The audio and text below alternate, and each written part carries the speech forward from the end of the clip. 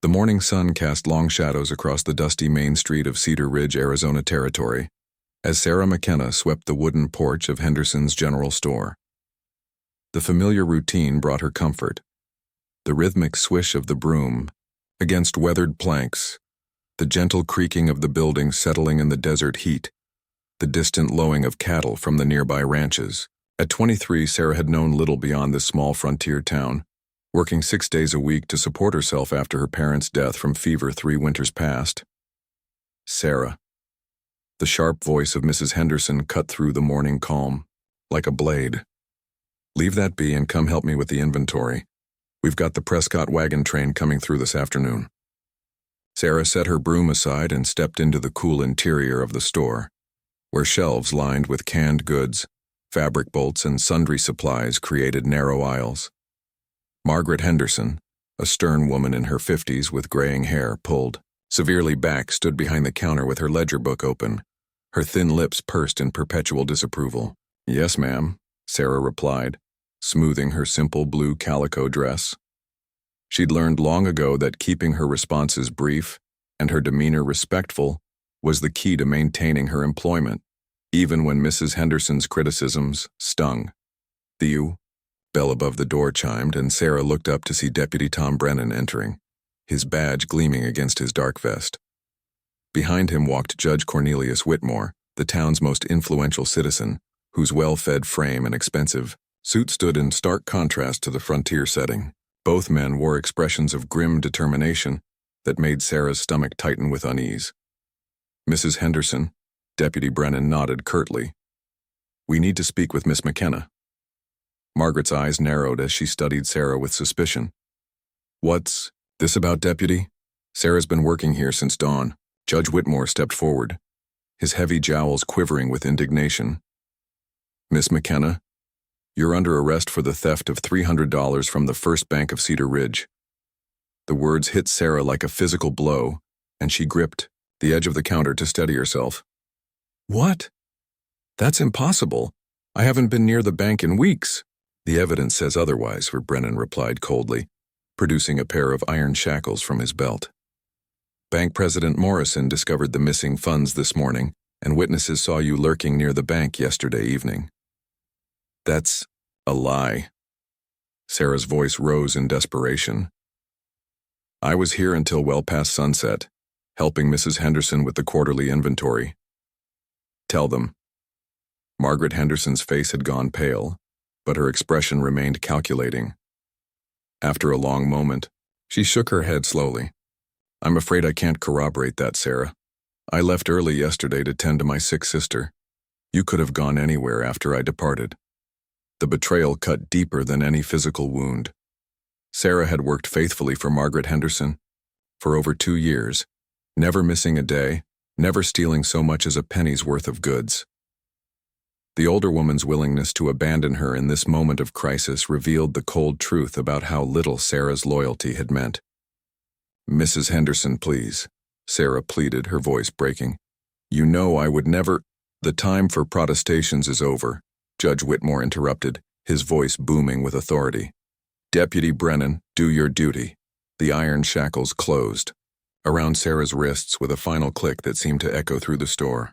As Brennan led her toward the door, Sarah caught sight of her reflection in the window glass. A young woman with auburn hair and green eyes now wide with terror, her face ghostly pale against the bright morning light streaming through the glass. Outside, a crowd had already begun to gather. Word traveled fast in Cedar Ridge, and Sarah could see the mixture of shock, curiosity, and gleeful anticipation on the faces of people she'd known her entire life. Mrs. Carlton, the preacher's wife, clutched her shawl tighter and whispered furiously to her companion. Old Pete Morrison, the blacksmith, spat tobacco juice into the dust and shook his head with disgust. "Never would have suspected it," someone called out. "Always seemed like such a quiet girl."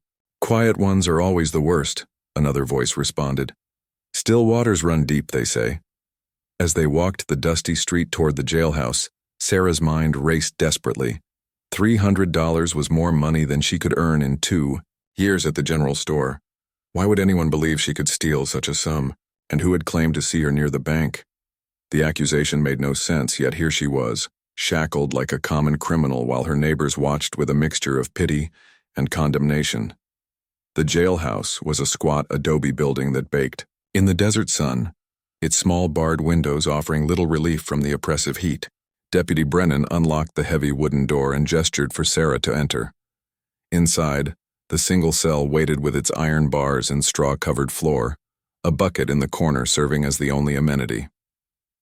"I want to speak with Sheriff Coleman," Sarah said as Brennan removed her shackles and locked her inside the cell. "Sheriff's out tracking rustlers up near Flagstaff," Brennan replied, hanging the keys on a nail beside his desk. "Won't be back for a week, maybe more.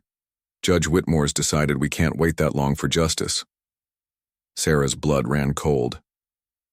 "What do you mean?"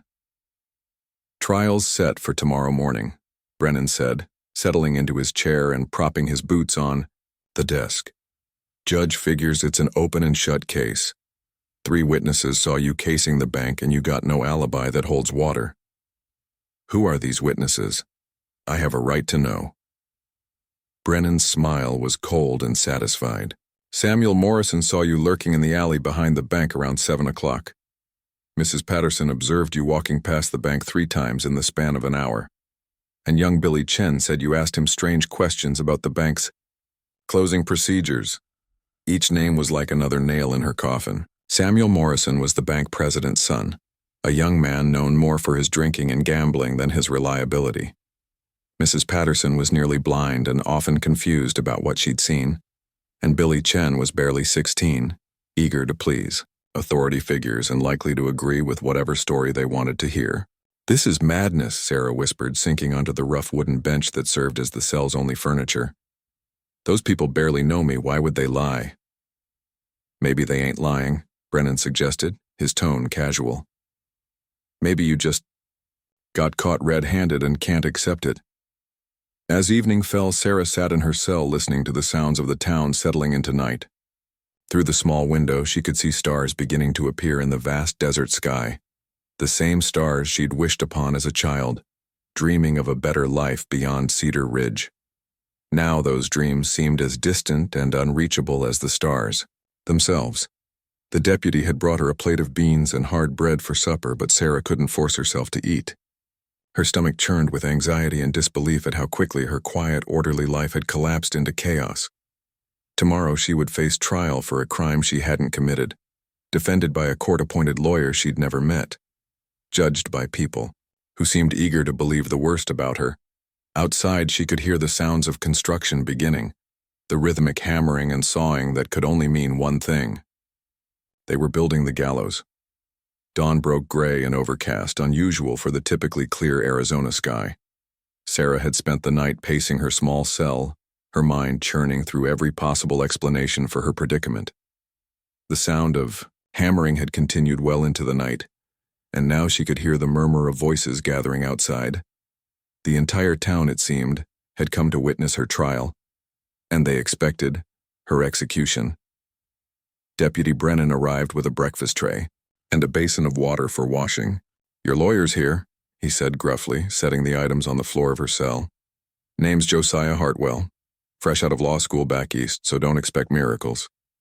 The young man who entered moments later looked barely older than Sarah herself, his pale face marked by nervous exhaustion, and his hands trembling slightly as he set down his leather satchel.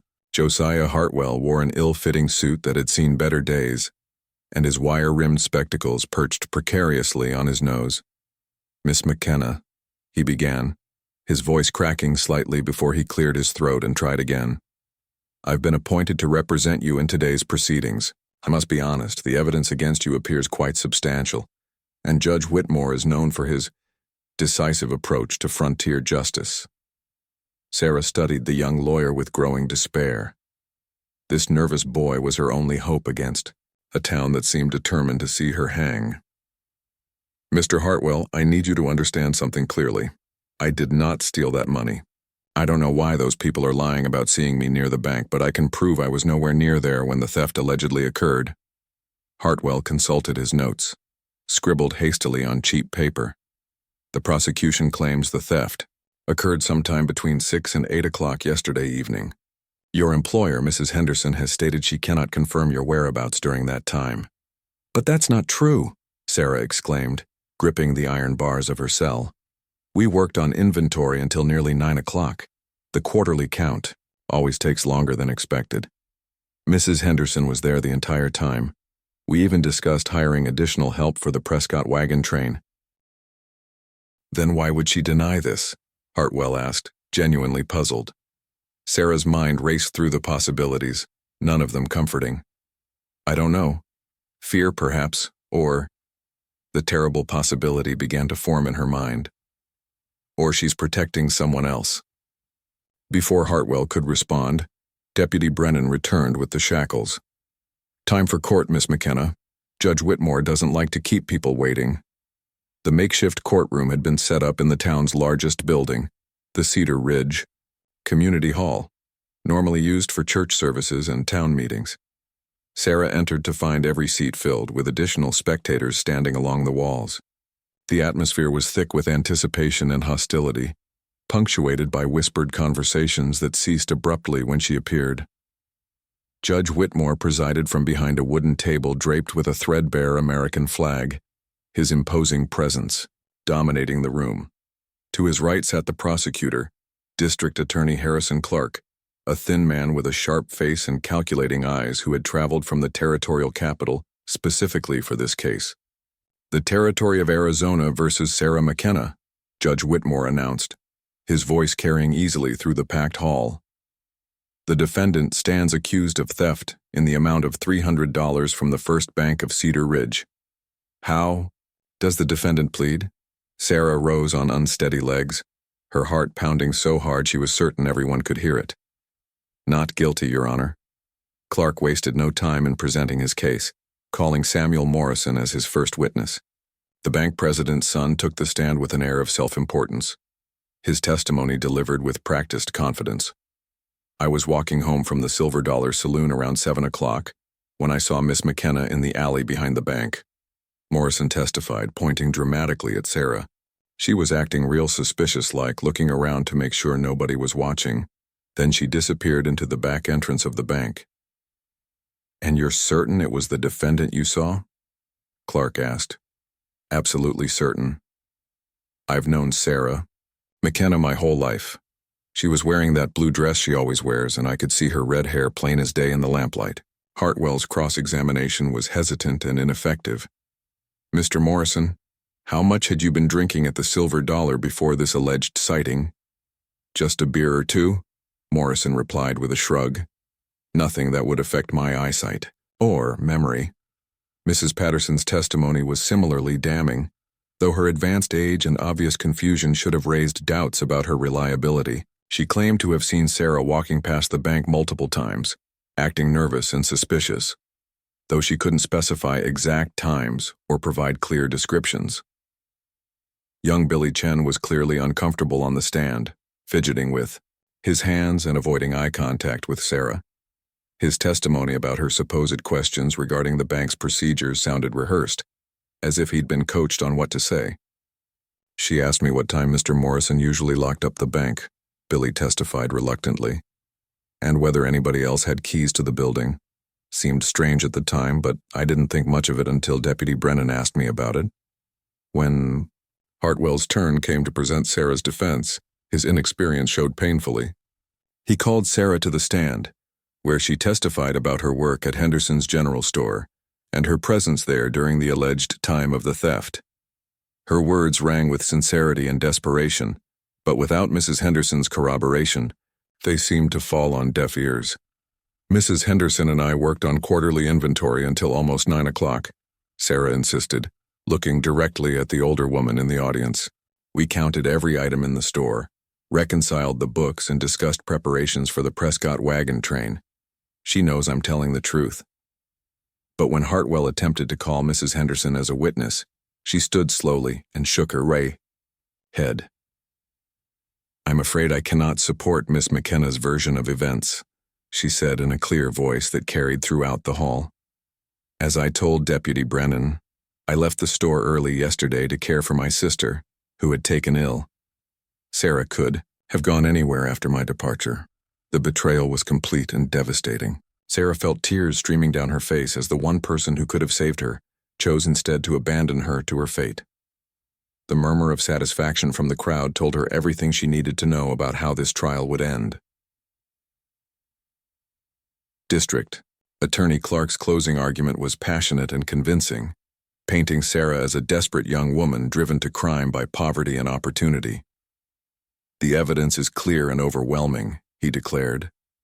3 reliable witnesses observed the defendant's suspicious behavior near the scene of the crime, during the precise time when the theft occurred.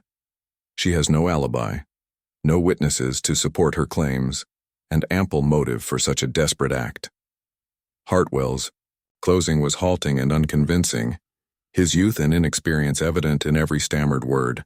The jury, 12 men from the town, including business associates of Judge Whitmore and friends of the Morrison family, deliberated for less than 30 minutes before returning with their verdict. "We find the defendant guilty of theft as charged," the foreman announced. Judge Whitmore's gavel fell like a death knell. "Sarah McKenna, you have been found guilty of theft by a jury of your peers. The penalty for such a crime in this territory is death by hanging. You will be executed at dawn tomorrow, and may God have mercy on your soul." The courtroom erupted in a mixture of cheers and murmurs of approval. Sarah felt her knees give way, and only Hartwell's steadying hand prevented her from collapsing entirely. As Deputy Brennan approached with the shackles, she looked out at the sea of faces, people she had known her entire life, who were now eager to watch her die for a crime she hadn't committed.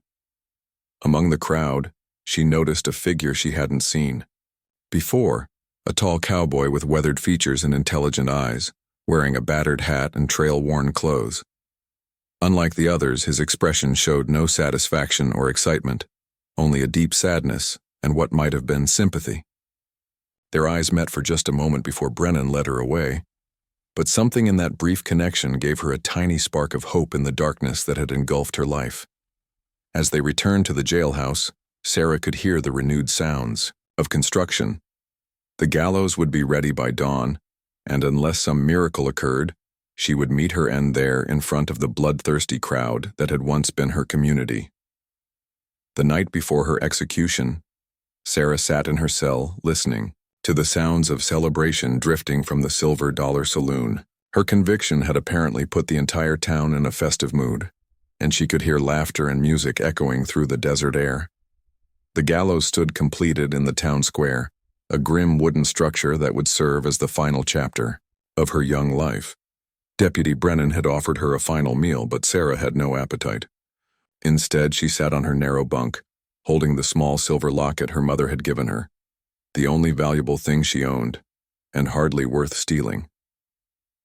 Inside was a tiny photograph of her parents on their wedding day, their faces young and hopeful. She wondered if they were watching from wherever the dead go, and whether they would understand the cruel injustice that was about to claim their daughter. Around midnight, the sounds of celebration finally died down, replaced by the eerie quiet of a desert town asleep. Sarah dozed fitfully, her dreams filled with images of the noose and the jeering faces of her former neighbors. She woke several times, each time hoping desperately that this was all some terrible nightmare, only to be confronted by the iron, bars, and stone walls of her prison. Dawn came too soon, announced by the first pale light filtering through her small window. Deputy Brennan arrived with a cup of coffee and a grim expression, followed by Reverend McKittrick, who offered to pray for her soul. Sarah accepted both the coffee and the prayers, though neither brought much comfort. "Is there anyone you'd like to send word to?" Reverend McKittrick asked gently. "Any family or friends who should know of your situation?" "There's no one," Sarah replied quietly. "My parents are dead, and I have no siblings. The people of this town made their feelings clear yesterday." The Reverend nodded sadly. "I want you to know, Miss McKenna, that not everyone believes in your guilt. There are some of us who have doubts about the trial, who wonder if justice was truly served. But not enough to speak up when it mattered," Sarah observed without bitterness. She had moved beyond anger during the long night, settling into a strange acceptance of her fate. As the sun climbed higher, Sarah could hear the sounds of the crowd gathering in the town square. Vendors were setting up stalls to sell food and drink to the spectators, turning her execution into a macabre festival. The thought made her stomach turn, but she forced herself to remain calm and dignified. If she was going to die, she would do so with grace and courage. Deputy Brennan returned with the shackles and a coarse hemp rope to bind her hands. "Time to go, Miss McKenna. Judge Whitmore wants this done before the heat gets too bad." Sarah stood slowly, smoothing her blue calico dress one final time. "Deputy, I want you to know that I'm innocent of this crime. When the truth comes out, and it will come out eventually, I hope you remember this moment and how easily you condemned an innocent woman."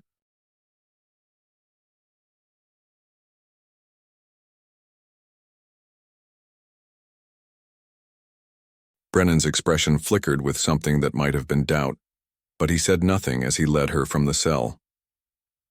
The crowd that greeted them in the town square was larger than Sarah had expected. Easily 200 people, including families with children who had been brought to witness her death. The gallows dominated the center of the square, its freshly cut wood gleaming in the morning sun. Judge Whitmore stood nearby in his best suit, ready to oversee the proceedings with appropriate gravity. As they walked the short distance from the jailhouse to the gallows, Sarah kept her head high and her gaze fixed straight ahead. She refused to give the crowd the satisfaction of seeing her break down or beg for mercy. The wooden steps of the gallows creaked under her feet as she climbed, each step bringing her closer to the end. The hangman was a professional brought in from Tucson, a small, nervous man who avoided eye contact as he positioned Sarah over the trapdoor. The noose felt rough and heavy around her neck, the hemp fibers scratching against her skin. Below, the crowd had fallen silent, their bloodlust momentarily tempered by the solemnity of the moment. Judge Whitmore cleared his throat and began the formal proceedings. "Sarah McKenna, you have been found guilty of theft and sentenced to death by hanging. Do you have any final words before the sentence is carried out?" Sarah looked out over the sea of faces, seeing people she had known her entire life transformed into a mob hungry for her blood. She thought of her parents, of the quiet life she had tried to build, of all the dreams that would die with her on this gallows. "I am innocent of this crime," she said, her voice carrying clearly through the silent square. "Someone in this town knows the truth, knows who really stole that money. I forgive you all for what you're about to do, but I pray that someday your consciences will force you to face the truth of this day." Judge Whitmore nodded to the hangman, who placed his hand on the lever that would release the trapdoor. The crowd leaned forward in anticipation, their faces reflecting a mixture of excitement and morbid curiosity. "Any last words, Miss McKenna?" the hangman asked, his voice barely audible. Sarah closed her eyes and whispered a prayer for her parents, for forgiveness and for the truth to eventually come to light. The silence stretched on, broken only by the distant cry of a hawk circling overhead. The hangman's hand tightened on the lever. Then, cutting through the oppressive quiet like a blade, a voice rang out from the back of the crowd. "Wait! Every—" Head turned toward the source of the interruption. Through the crowd pushed the same weathered cowboy Sarah had noticed during the trial, his spurs jangling with each determined step. He was tall and lean, with sun-darkened skin and eyes the color of storm clouds. His presence commanded attention in a way that spoke of natural authority and absolute fearlessness. "I said wait," he repeated, stepping into the clear space around the gallows. "If Sarah McKenna is guilty of this crime, then so am I." The crowd erupted in confused murmurs and angry shouts. Judge Whitmore's face turned red with indignation as he leaned forward from his position near the gallows. "Who are you to interrupt these proceedings?" Whitmore demanded. "This is a court-sanctioned execution, and I'll have you arrested for interfering with justice." The cowboy removed his hat, revealing dark hair streaked with premature gray. "Name's Jake Sullivan, Your Honor. I've been tracking through these parts for the better part of a week, and I know for certain that this woman couldn't have committed the crime you're hanging her for." "That's impossible," District Attorney Clark interjected, pushing through the crowd. "We have multiple witnesses who saw her near the bank during the time of the theft." Sullivan's smile was cold and knowing. "Then your witnesses are either lying or mistaken, Because Sarah McKenna was nowhere near that bank yesterday evening. She was with me. The words hit the crowd like a thunderbolt, and Sarah felt her knees nearly buckle with shock and hope. She had never seen this man before in her life. Yet here he was, willing to risk everything to save her from the noose. "That's a lie," Samuel Morrison shouted from the crowd. "I saw her myself." "Did you?" Sullivan challenged, his voice cutting through the noise. "Or did you see what someone wanted you to see? Because if you're claiming you saw Sarah McKenna in that alley, then you're also claiming you saw me there too. And I can promise you that's a mistake you don't want to make." There was something in Sullivan's tone, a quiet menace that spoke of hard-earned authority and the willingness to back up his words with action, that made Morrison take an involuntary step backward. Judge Whitmore was sputtering with rage, but beneath his indignation, Sarah could see a flicker of uncertainty. The crowd was growing restless, their bloodthirsty certainty shaken by this unexpected development.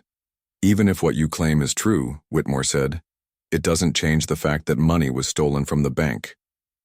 "No, it doesn't," Sullivan agreed. "But it does mean you're about to hang an innocent woman for someone else's crime.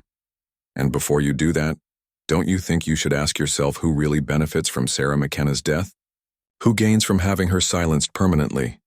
His words hung in the desert air like a challenge, and for the first time since this nightmare began, Sarah felt a glimmer of hope that the truth might finally come to light.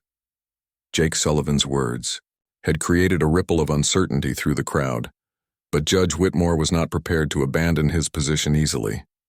His face had grown purple with indignation, and he gestured angrily at the cowboy who had dared to interrupt his proceedings. "This is preposterous," Whitmore declared, his voice booming across the square. "You cannot simply appear at the last moment and claim to provide an alibi for a convicted criminal. Where have you been during the trial? Why didn't you come forward yesterday?" Sullivan's calm demeanor remained unshaken as he surveyed the crowd, his storm-gray eyes taking in every face with careful assessment. "I only rode into town this morning, Your Honor. Heard about the execution from the stable boy and came straight here when I learned what was happening." He paused, his gaze settling meaningfully on several members of the crowd. "But now that I'm here, I'm mighty curious about a few things. Like why 3 witnesses would swear they saw something that's impossible." "Impossible?" District Attorney Clark interjected, pushing closer to the gallows. "What makes you so certain of your whereabouts yesterday evening?" "Because I was camped by Cedar Creek about 5 miles north of here," Sullivan replied evenly. "And Miss McKenna was there with me from around 6:30 until well past 9 o'clock. The crowd erupted in scandalized whispers and angry shouts. Sarah felt her cheeks burn with embarrassment at the implication, but she remained silent, understanding that Sullivan was trying to save her life in the only way he could. "You're lying," Samuel Morrison called out, his voice cracking with emotion. "I know what I saw." Sullivan turned his attention to the young man, and something in his expression made Morrison's bravado falter. "Son, I've been tracking men across 3 territories for the better part of 10 years. I know the difference between truth and deception, and right now you're showing all the signs of a man who's been told what to say rather than speaking from memory." "How dare you!" Morrison's father, the bank president, stepped forward with his face twisted in anger. "My son is a respected member of this community. His word is worth more than that of some drifting cowboy." "Is it?" Sullivan's question was quiet but carried an edge of steel. "Then perhaps you'd like to explain why your son was seen gambling away a considerable sum of money at the poker table in Flagstaff 2 nights ago. Money he claimed came from a business transaction with his father." The accusation hit like a physical blow. Bank President Morrison went pale, his mouth opening and closing soundlessly as the crowd turned to stare at him with growing suspicion. Samuel Morrison looked like he might be sick, his earlier confidence completely evaporated. That has nothing to do with this situation," the elder Morrison stammered. "The money was stolen from the bank by this woman. Was it?" Sullivan asked conversationally. "Or was it borrowed by someone who had access to the bank after hours, someone who thought he could replace it before anyone noticed, and who needed a scapegoat when his gambling debts caught up with him?" Judge Whitmore was looking increasingly uncomfortable, his certainty beginning to crack under Sullivan's relentless logic. These are serious accusations you're making, Mr. Sullivan. Do you have any proof to support these claims?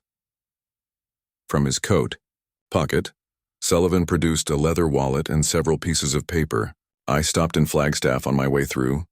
Heard some interesting stories about a young man from Cedar Ridge who'd been throwing money around like he was trying to impress someone. Bartender at the Lucky 7 remembered him clearly, even gave me this. He held up one of the papers and Sarah could see it was a banknote with distinctive markings. This here's a promissory note that young Morrison signed when his luck ran out at the poker table. But the witnesses, Mrs. Patterson began weakly. We're told what to look for and when, Sullivan finished. Mrs. Patterson, you're a good woman, but your eyesight isn't what it used to be. If someone told you to watch for a woman in a blue dress with red hair around 7 o'clock and then suggested that the woman you glimpsed might have been Sarah McKenna, you'd probably remember it that way, wouldn't you? The elderly woman's face crumpled with confusion and distress. I thought I saw, but maybe. Billy Chen stepped forward from the crowd, his young face streaked with tears. I'm sorry, Miss McKenna, he burst out. Mr. Morrison told me you'd been asking questions about the bank, but you never did. He said if I didn't say what he wanted, he'd make sure my family's store loan got called in early. The confession broke the dam of deception, and suddenly other voices began to speak up from the crowd. People who had been too afraid or uncertain to question the official version of events now found the courage to express their doubts. I never believed she'd do such a thing, called out Mrs. Chen, Billy's mother. Sarah McKenna's been nothing but honest and hard-working her whole life. The timing never made sense, added Pete Morrison, the blacksmith. She was always at Henderson's store until closing time. Everyone knew that. Judge Whitmore's authority was crumbling before everyone's eyes, and Sarah could see panic beginning to set in. This is all speculation and hearsay, he declared desperately. The trial has been concluded, the verdict rendered by a jury that was lied to, Sullivan interrupted. Your Honor, I'm calling for an immediate stay of execution pending a full investigation into this matter, and I'm formally charging Samuel Morrison with theft and conspiracy to commit murder. The younger Morrison finally broke under the pressure, falling to his knees in the dusty square. I didn't mean for it to go this far, he sobbed. I just needed the money for a few days. I was going to pay it back before anyone noticed. His father tried to silence him, but the damage was done. The crowd was now turning hostile toward the Morrisons, their anger redirecting from Sarah to the real criminals. Judge Whitmore looked around desperately for support, but found only accusing stares and disappointed faces. And what about Mrs. Henderson? Sullivan continued relentlessly. What was your role in this conspiracy, ma'am? Why were you willing to let an innocent woman hang to protect the Morrison family? Margaret Henderson had been trying to edge away through the crowd, but Sullivan's question stopped her in her tracks. All eyes turned to her, and Sarah could see the older woman's composure finally beginning to crack. The bank holds the mortgage. On my store, Henderson admitted in a barely audible voice. Morrison said if I didn't cooperate, he'd call in the loan early. I'd lose everything I've worked for. So you were willing to sacrifice an innocent girl's life for your property? The question came from Reverend McKittrick, whose voice carried more moral authority than Judge Whitmore's legal pronouncements. Henderson couldn't meet anyone's eyes as she nodded shamefully. I never thought it would go this far. I thought someone would stop it before you murdered an innocent woman, Sullivan finished coldly. Your Honor, I believe we've heard enough testimony to warrant an immediate halt to these proceedings. Judge Whitmore looked around at the crowd, seeing his authority challenged and his credibility destroyed. With shaking hands, he gestured for the hangman to remove the noose from Sarah's neck. The execution is stayed pending further investigation, he announced in a defeated voice. As the rough hemp rope was lifted from her throat, Sarah felt her legs give way completely. Sullivan was there instantly, his strong arms catching her before she could fall. For the first time since this nightmare began, she allowed herself to cry, great gasping sobs of relief and gratitude. Easy now, Sullivan murmured, his voice gentle in contrast to the steel he'd shown the crowd. You're safe, it's over. But Sarah knew it wasn't truly over yet. As Deputy Brennan moved to arrest Samuel Morrison and his father tried to disappear into the crowd, she realized that rebuilding her life in Cedar Ridge would be nearly impossible. Too many people had been willing to watch her die, and that kind of betrayal didn't easily heal. "Why?" she whispered to Sullivan as he helped her down from the gallows. "Why did you risk everything for a stranger?" Sullivan's weathered face showed a sad smile. "Because I've seen too many innocent people suffer while the guilty go free, and because sometimes a person has to take a stand for what's right, even when it's dangerous." As they walked away from the gallows together, Sarah realized that while one chapter of her life had ended in betrayal and near death, another was beginning. The frontier was vast, full of opportunities for those brave enough to seek them out. And beside her walked a man who had been willing to risk his own life to save hers, a man whose quiet strength and unwavering moral courage had literally rescued her from the grave. The crowd was dispersing now, many people unable to meet Sarah's eyes as they hurried away from the scene of their collective shame. But Sarah no longer cared about their judgment. She had learned the hard lesson that sometimes the people you trust most are the ones who will betray you, while salvation can come from the most unexpected sources.